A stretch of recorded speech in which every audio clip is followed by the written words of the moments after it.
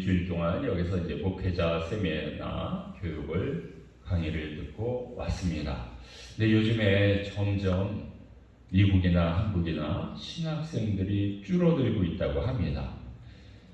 이 그랜드 레피드에 있는 칼빈 신학교의 신학생이 모두 200명인데 점점 수가 줄어들었다고 합니다. 그 중에 한국 학생은 10%, 20명이라고 합니다.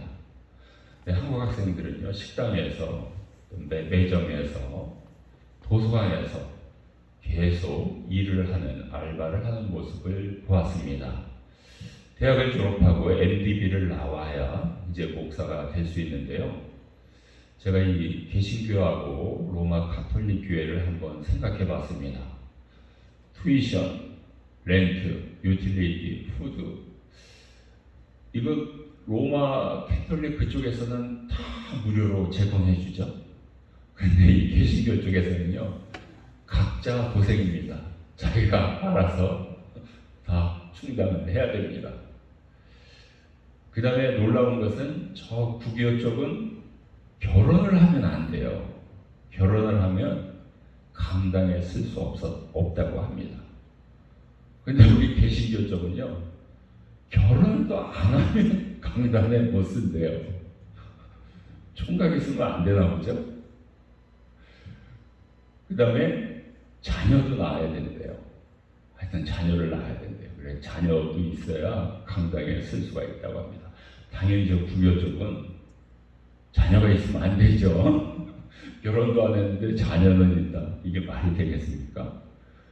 그러니까 성경을 어떻게 해석하길래 이렇게 다를까? 그래서 구교 쪽에서는 예수님이 결혼 안 하시지 않았느냐? 우리 신교 쪽에서는 아니 우린 예수님의 제자지 예수님은 아니지 않냐? 예수님의 제자 베드로도 결혼하지 않았느냐? 장모님도 있고 이렇게 해석이 다른 것 같습니다. 오늘은 엘리사의 신학교, 엘리사의 선지자 사간생도 그 선지 학교가 등장하게 됩니다. 하나님께서는 아브라함을 처음으로 부르시고요. 아브라함과 계약을 맺으시고요. 세 가지 큰 축복을 주셨습니다. 먼저 땅이 있어야죠. 땅이 있어야 여기서 사람이 살기도 하고 또 그 다음에 농사를 짓기도 하죠. 그래서 가나안에 땅을 먼저 주십니다. 그 다음에 사람이 있어야죠. 사람이 몇백 명은 있어야 나라가 되는 거죠. 수십 명, 수백 명, 수천 명 갖고는 부족합니다. 그래서 이 백성들을 허락해 주십니다. 땅도 있고 백성도 있는데 축복을 받아야 되죠. 그래서 축복의 생수가 이루어지도록 아브라함에게 세 가지 언약의 말씀을 주었습니다. 우리가 이것을 에브라임 커비넌트, 아브라함 언약이라고 부르고 있습니다. 그러면 이스라엘 백성들이, 특별히 이스라엘 왕들은 이 세 가지를 지키기 위해서 많은 노력을 해야 됩니다. 갑자기 왕이 되는 건 아니잖아요. 왕자를 거쳐서 왕이 되잖아요. 왕자 때 하나님의 말씀 토라 창출 레위신 5번만 읽으면 돼요. 지금은 66권이지만 그 당시는 5번만 읽으면 된다고요. 뭐 있어야 있죠. 이사야서가 있습니까? 신약이 있습니까? 없으니까 5번만 열심히 읽어가지고 이 세 가지를 지키려고 노력을 해야 됩니다. 근데요, 이스라엘 왕들은 어떠했습니까? 열왕들은 어떠하였습니까? 열왕기의 키워드가요, 참 안타깝게도 추락입니다. 추락하는 것은 날개가 없다. 추락입니다. 지키질 못해요. 말씀도 못 지키고요. 땅도 잃고요. 포로로 가죠. 백성들도 전쟁에서 많이 죽게 되고요. 축복도 잃게 되죠. 그래서 열왕기 상에서는요, 왕국이 분열돼요. 아니 이게 뭡니까? 분단된다는 게, 강원도만한 작은 땅이 분단된다는 게요. 또 분단이 됐어도 각자 잘 살면 되지 않겠습니까? 근데 각자 잘 사는 것도 아니고요.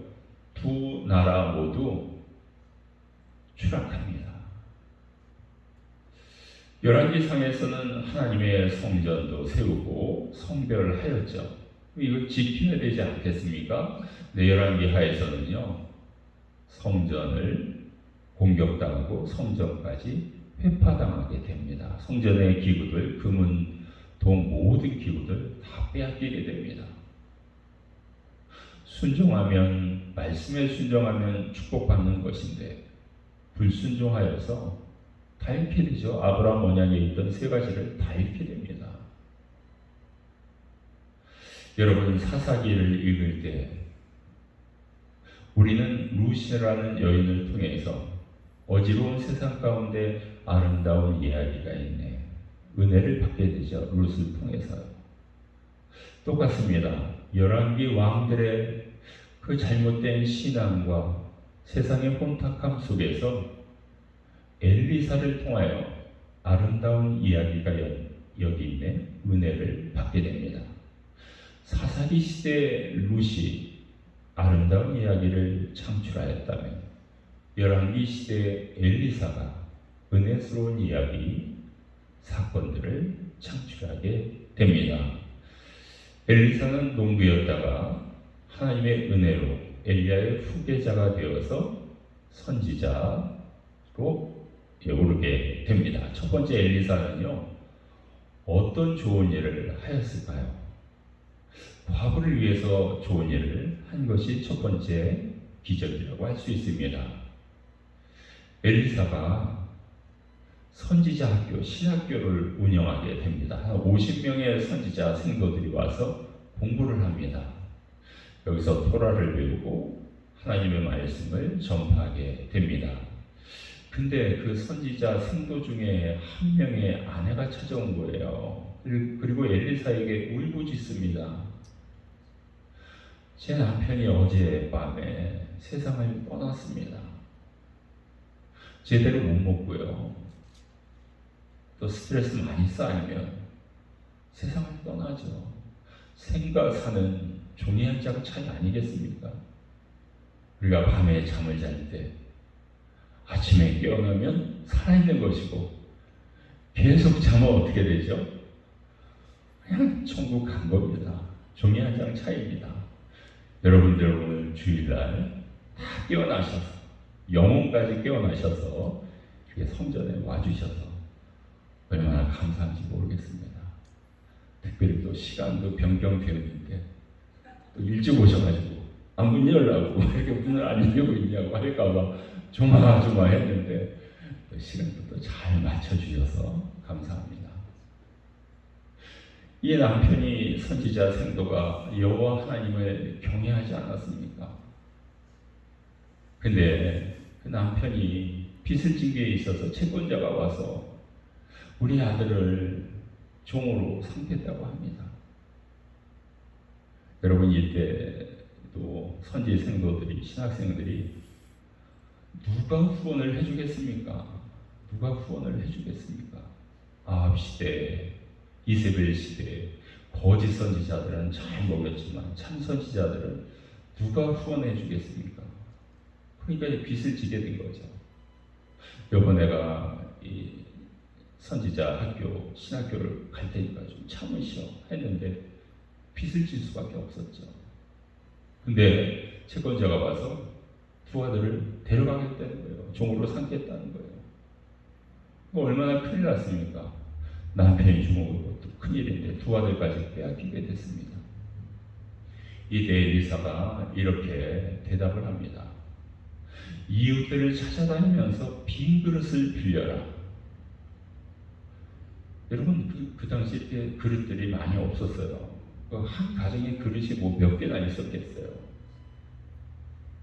빈 그릇들을 빌려서 그 그릇에 기름을 부어라. 기름이 조금 있었겠죠. 기름을 조금 붓는 겁니다. 근데 그 기름이 가득 차게 된다는 거죠.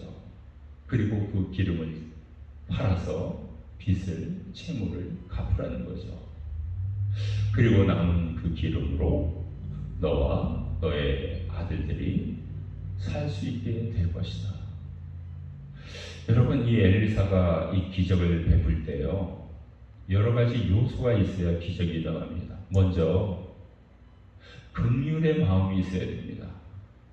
엘리사가 긍휼의 마음이 없다면 기적이 일어나지 않습니다. 두 번째로는요, 이 여인의 간절함이 있어야 돼요. 간절한 기도, 그 소리가 있어야 됩니다. 남편도 죽고 두 아들도 종으로 팔려가고 이거 어떻게 됩니까? 간절함이 있어야 됩니다. 여기에 하나님의 성령의 능력이 세 가지가 합해지면 기적이 일어날 줄로 믿습니다. 여러분, 우리도요, 기적이 필요합니다. 미라클이 필요하죠. 먼저 긍휼한 마음이 있어야 됩니다. 또 간절한 마음이 있어야 됩니다. 그리고 하나님께서 주시는 성령의 능력이 합해질 때 우리 가정에도 내 인생에도 기적이 일어날 줄로 믿습니다.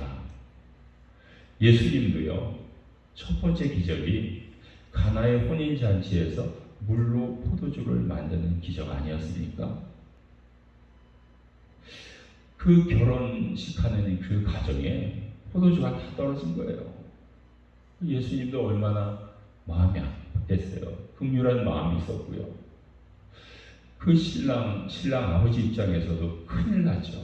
간절한 마음이 있었습니다. 아니, 포도주를 갑자기 어디서 구합니까? 여기에 성령의 능력이 임하니까 물이 포도주로 변한 줄로 믿습니다. 두 번째는요, 엘리사가 수남 여인을 위해서 기적을 베풀게 됩니다.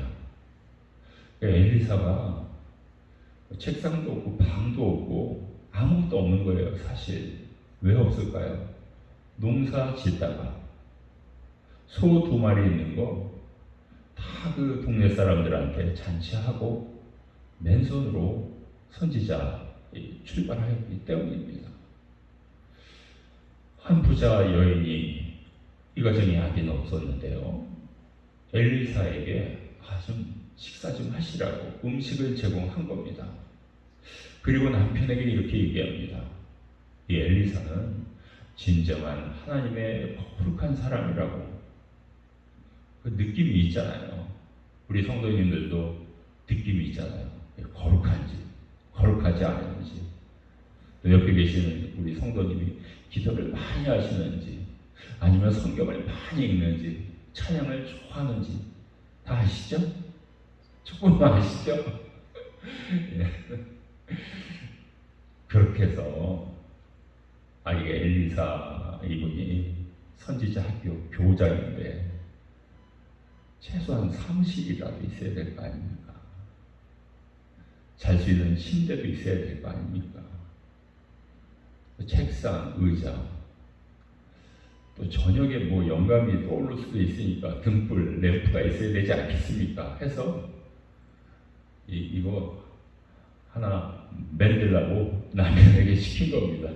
그러니까 그 부잣집 아니에요. 그러니까 다 만든 겁니다, 사실. 그래서 이 부잣집 여인이 그 불을 가지고 아주 좋은 일에 쓰게 됩니다. 엘리사가 보니까 이 가정에 자녀가 없잖아요. 자녀가 없는 겁니다. 다른 건 다 있어요. 부가 있으니까 집도 좋고 농토도 풍성하게 많고 다 좋은데 자녀가 없는 겁니다. 얼마나 마음이 아프겠어요. 엘리사 입장에서도요. 그 사정을 알고 나서 이렇게 얘기합니다. 내년에 아들을 당신 가정에서 갖게 될 것이다. 팔로 안게 될 것이다. 여러분, 그 자녀를 팔로 안을 때 그 감격이 있지 않습니까? 이제 또 손주를 안을 때 감격이 있지 않습니까? 또 여러분, 또 하나님께서 축복하시면 중손주를 안을 때 그가 감격이 있지 않겠습니까? 예, 오래오래 사셔서 중손주도 안으시면 그 간격이 다르다 그래요. 아들 안을 때하고 손주 안을 때, 손주 안을 때하고 증손주 안을 때. 근데 이 집은 아직 자녀도 팔에 안아본 적이 없어요. 그러니까 여기 여인이 아이고 무슨 소리를 하십니까? 농담하지 마십시오. 이렇게 얘기를 합니다. 당신의 여종을 농담하지 마십시오. 근데 1년 후에 아기를 갖게 됩니다. 아들을 낳게 됩니다. 자녀는 10달이 지나야 됩니다. 그래서 이것도 뭐예요? 엘리사가 긍휼한 마음이 있었던 겁니다. 이 가정에 뭐 부족한 게 하나도 없는데 자녀가 없구나 해서 긍휼한 마음. 이 가정에서는 간절한 마음. 성령 충만 세 가지가 삼일체가 합해지니까 기적이 일어난 겁니다. 그런데 이 태어난 아들이 또 세상을 또 떠나게 돼요. 아니 이 부잣집에서 왜 이 아들이 죽었을까? 너무 많이 먹인 거 아니에요 사실? 부자로 그냥 사랑을 쏟아부느라고 하루에도 4개, 5개를 먹인 것 같아요. 운동도 하고 일도 하고 이래야 건강하지 많이 먹는다고 건강한 건 아니지 않습니까? 엘리사가 얼마나 긍휼한 마음이었을까요? 이 소년을 아들을 눕히고서 입은 입에 눈은 눈에 손은 손에 이걸 촥 포개인 겁니다. 대칼 꼼꼼하니처럼. 그러니까 이 아들이 몸이 점점 따뜻해지겠죠. 엘리사의 체온이 전달이 되겠죠. 그 이 소년이 7번 재치기를 하고 눈을 뜨게 되고 다시 소생하게 됩니다. 여러분 이때도 얼마나 이 가정에서는 간절했겠어요. 이 아들 살려야 돼. 엘리사도 얼마나 긍휼한 마음이 있었겠어요. 또 하나님께서도 아니 이 아들은 살려야지 어떻게 해서 얻은 아들인데 하면서 성령의 능력을 부어준 줄로 믿습니다. 이렇게 두 번째 기적을 엘리사가 베풀었죠. 예수님께서도요, 그 백부장의 딸이 세상을 떠났다는 얘기를 듣고 와서 소녀가 딸이 누워있는 거예요. 이게 아람어로 달리다 봄 소녀야 일어나라 하나님의 딸아 일어나라 이렇게 딸을 일으키지 않습니까? 예수님의 긍휼, 이 백부장 가정의 간절함 그리고 하나님의 성령의 능력이 합해져서 이 딸이 다시 일어난 줄로 믿습니다. 그래서 그 복음성가가 있잖아요. 깨어라 일어나라 달리다 봄 일어나라. 세 가지가 합해질 때 우리 생활에도 기적이 일어날 줄로 믿습니다. 세 번째로는요, 이 선지자 학교, 신학교의 이야기입니다. 이 한 50명 되는 선지 생도들이 모여서요, 뭐 이렇게 식물, 뭐 이렇게 산에서 여러 가지 허브 같은 것을 캐어서 들포도 같은 것을 채취해 가지고 와서 큰 솥에다 끓이는 겁니다. 이게 점심 식사예요. 아니 50명이 뭘 먹겠어요? 매일매일. 그러니까 뭐 그냥 맹물 마실 수는 없잖아요. 그러니까 식물 되는 것을 갖고 와서 채취해 가지고 와서 끓이는 겁니다. 그럼 이렇게 해서 먹으면은 또 오후에 또 공부할 수가 있으니까요. 근데 제가 또 신학교 다닐 때도 보니까 그때 이제 점심이 식당에서 한 그릇에 1,000원입니다. 근데 그것도 굶는 신학생들이 있습니다. 그러니까 맹물을 먹는 거예요. 식당에서 그 학생을 볼 수가 없습니다. 그게 안 오니까요. 못 오니까요. 여기 신학교 학생들도 그렇죠. 매일 이렇게 점심을 해결하는 겁니다. 그리고 그들이 먹다가 소리를 칩니다. 하나님의 사람이요, 엘리사 교장 선생님을 부른 겁니다. 아니, 이거 끓인 이 가마솥 안에 죽음이 있나이다, 독이 있나이다. 아마 독 식물이 있었던 것 같아요. 식물 가운데도 독이 있는 그런 식물이 있지 않습니까? 그런 야채가 있지 않습니까? 여러분, 우리는 어떻습니까? 우유를 쫙 시원하게 아침에 마셨는데 이 상한 우유예요. 빨리 뱉어서 뭐 이렇게 해서 와, 큰일 날 뻔했네, 이러지 않습니까? 근데 딱 먹었는데 독이에요. 빨리 어떻게 해결을 해야 됩니다. 근데 여기 이 당시에 물이, 수도가 뭐 시냇물이 있습니까? 이스라엘이나 엘파소나 물 없기는 마찬가지입니다. 이때 엘리사가요, 이번에는 밀가루를 가져와, 지난번에는 소금으로 샘물을 깨끗게 했는데요, 그래서 밀가루를 이 솥에 부은 겁니다. 그리고 이것을 다시 생도들에게 먹으라고 한 겁니다. 근데 이번에는 쓰지도 않고 독도 없고 맛있는 그 식물 야채가 되어서 국이 되어서 먹을 수가 있었습니다. 이것도 마찬가지입니다. 이 선지 생도들은 살아나야죠. 지금 죽을 수는 없지 않습니까? 간절한. 또 엘리사도 긍휼한 마음이 있었죠. 공부하기도 힘든데 각자 그것을, 야채를 채취해야 하는 이걸 먹고 저렇게 쓰러지다니, 긍휼한 마음이 있었죠. 하나님께서도 이 신학교를 보면서, 선지생도를 보면서 저들은 꼭 살려야겠다, 그러한 성령의 능력을 부어줄 줄로 믿습니다. 그렇게 해서 다시 살아난 겁니다. 이제 어떤 한 사람이요, 빵을 20개를 들고 온 겁니다. 또 새로 추수한 곡식 나달도 갖고 온 겁니다. 근데 많은 사람들이 거기 앉아 있었습니다. 일반 백성들이 앉아 있었습니다. 이건 20명이 먹어도 부족하죠. 근데 엘리사가 이것을 나눠 먹어라, 나눠주라고 제자에게 얘기합니다.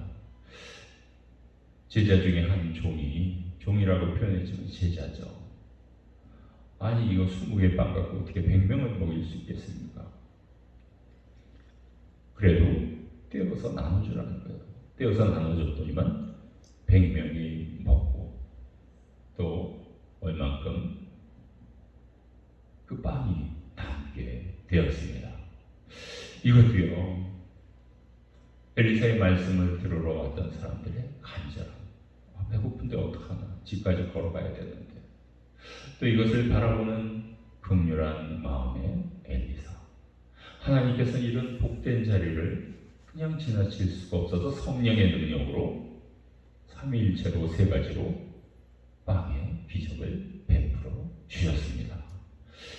엘리사를 보면 예수님을 예표할 수가 있습니다. 예수님도 한 어린아이가 가져온 5개의 빵과 2마리의 그 생선을 가지고서 축사하시죠. 감사기도 하시죠. 그리고 나눠줬는데 계속 부풀어났던 겁니다.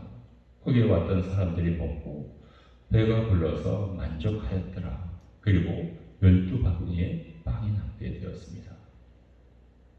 마태 기자는 그 당시 5,000명의 남자와 여인과 어린 아이들도 있었더라, 이렇게 기록하고 있습니다. 예수님의 긍휼한 마음, 백성들의 간절한 마음, 배가 고픈데 어떻게 집까지 걸어가나, 하나님의 이 아름다운 장소에 대한 축복을 성령을 통해서 역사하실 때 이런 놀라운 축복이 일어날 줄로 믿습니다. 오늘 말씀을 통해서 몇 가지 교훈을 우리가 얻을 수가 있습니다. 엘리사가 오늘 기적을 베풀었는데요,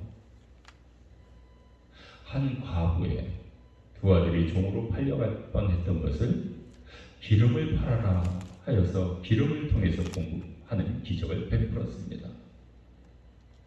수냄 여인이 여러 가지 좋은 그 테이블, 의자 이렇게 마련해 줬는데 사정을 하러 보니 자녀가 없는 거예요. 그래서 그 가정에 자녀를 보내주게 됩니다.